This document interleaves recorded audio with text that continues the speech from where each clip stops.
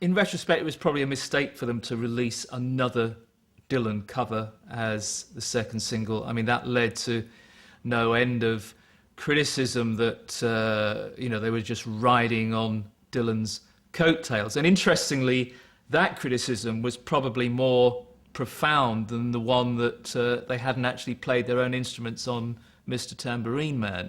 The idea that they're just plundering Dylan's songbook because they haven't got any songs of their own. People a little bit tended to see the Byrds as, you know, relying on Dylan's material, you know, early on. But the fact of the matter is their interpretations were groundbreaking. You know, the sound of them was groundbreaking. You know, if you go back and listen to the original versions of those songs, you know, it is not a very clear path to where the Byrds took them.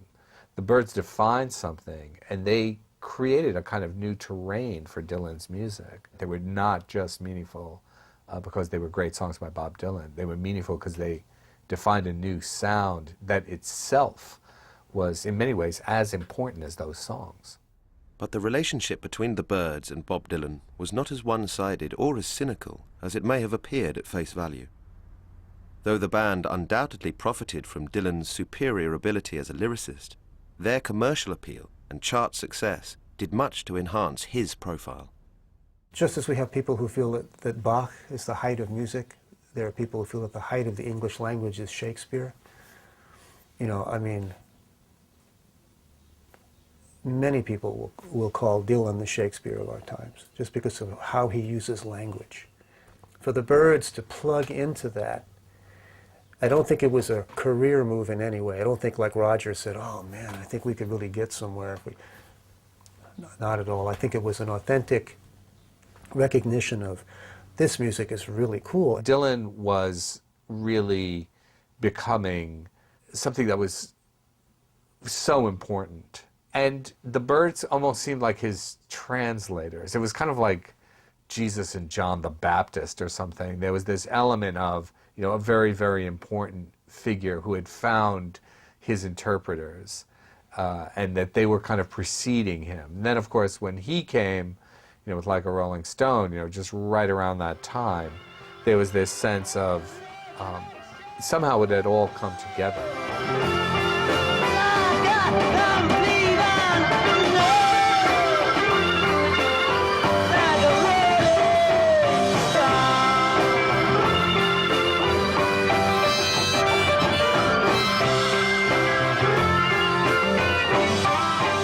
So the kind of frame that the Byrds put on Bob Dylan was very useful for Bob Dylan, at the same time as obviously having all those wonderful songs to interpret was great for the Byrds.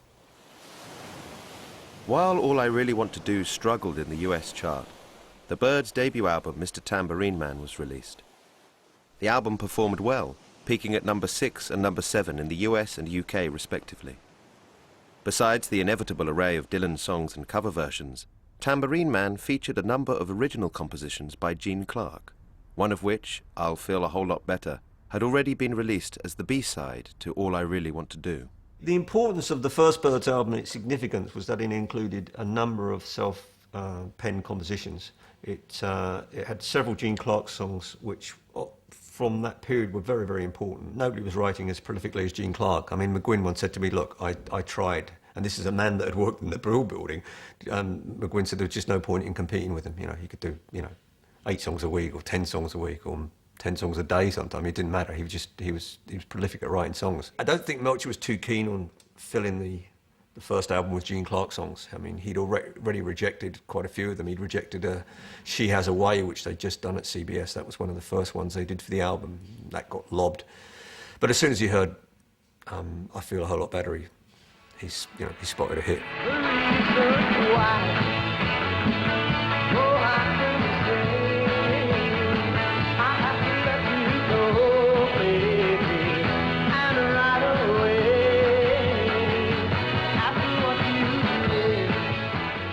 It's got those nice little touches where he actually says, I'll probably feel a whole lot better when you're gone. So, you know, it's got this sort of Lennon-esque or Dylan-esque ambiguity to it. So I think in that B-side you can see the seeds of Gene Clark turning into a very fine songwriter. He had a pop sensibility that I don't think anyone in the Byrds before, after, or during ever had. Yeah, I don't think it was intentional. I think it was just his own muse. He wasn't writing what he thought the band needed. He was writing what he was writing. What I didn't know, that you were putting me on. And I'll probably feel a whole lot better when you're gone. Oh, when you're gone.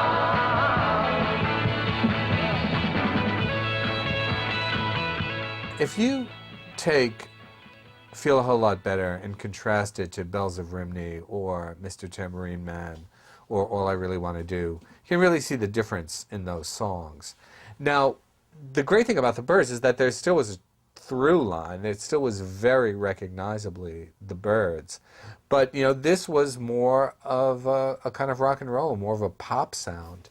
And I think that was the, that was the appeal of it. You know, their ability to do a variety of different things was becoming apparent. In late 1965, the Byrds began sessions for their second album, and a discussion took place as to what should be their next single. The band put forward Turn, Turn, Turn, a Pete Seeger composition with a lyric from the Book of Ecclesiastes. Jim Dixon, however, was heavily against releasing the song as a single. After All I Really Want to Do, they had to get another hit single. I mean, your career was over in an instant then. If you had a hit single and your next single wasn't a hit single, it could be bye-bye. I mean, you know, it was as cold as that. I mean, you could be dropped from the label. I mean, you know, they were on borrowed time, even after All I Really Want to Do only made number 40. Terry Melcher always believed that Dixon disliked the record and didn't want it to come out because it came from the Bible and it was kind of some kind of anti-religious thing on his part. But that was actually incorrect. I mean, you know, Dixon had done many gospel tunes with, you know, bluegrass outfits and all the rest of it. That wouldn't have put him off. It was the philosophy of Turn, Turn, Turn that Dixon couldn't relate to. And my goodness, who else but Dixon would be worried about the philosophical undertones of a pop single as to whether its dualistic nature and non-Aristotelian philosophy would be a problem? I find that incredible to this day, but he was committed to that. He said it's black and white, you know. It's an either-or song. You can't have that.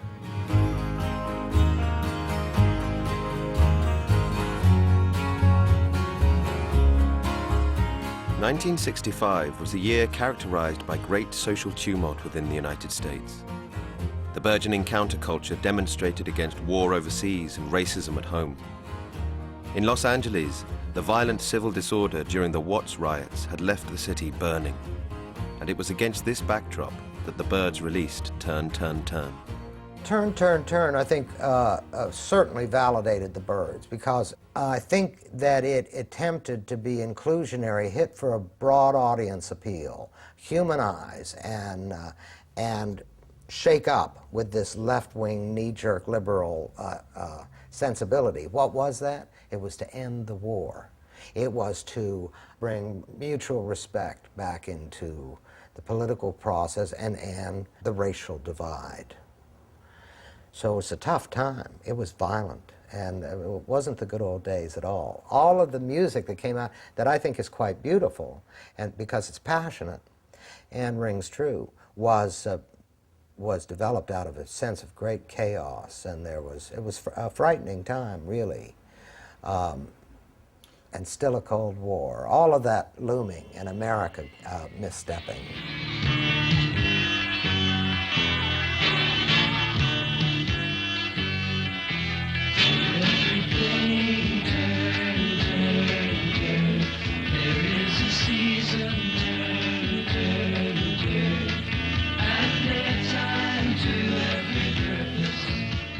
You can look back at Turn, Turn, Turn and say, you know, isn't it slightly odd that in the middle of the 1960s, when the whole counterculture is just gathering pace, that here is this very hip, young, modern-looking rock and roll band singing a song with words from the Bible. But I think that's a slightly simplistic view, because in fact, what they're saying with their arrangement and their version of that song is that actually Christianity has lost touch with some of these values of peace and humanity. So, you know, by taking these words that Pete Seeger had adapted from Ecclesiastes and giving them a rock and roll beat, they're actually emphasizing how out of touch the established church has become with its own humanitarian and radical roots, really.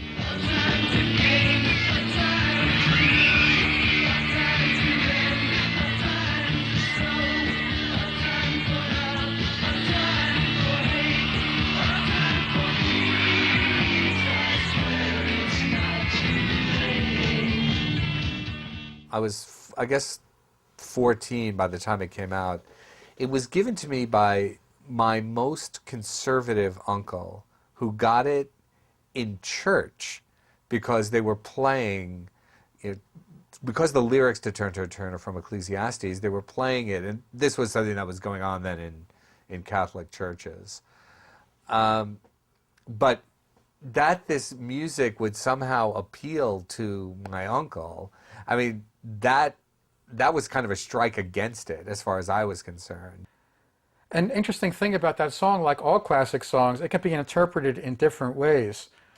So I can see how the counterculture of that time might have thought, well, this is an anthem, even if it's kind of subtly subversive, because it's urging peace at a time when the Vietnam conflict, as far as especially draftees of the Byrds' age being called up by the thousands, by the tens of thousands, was escalating by the month, by the week.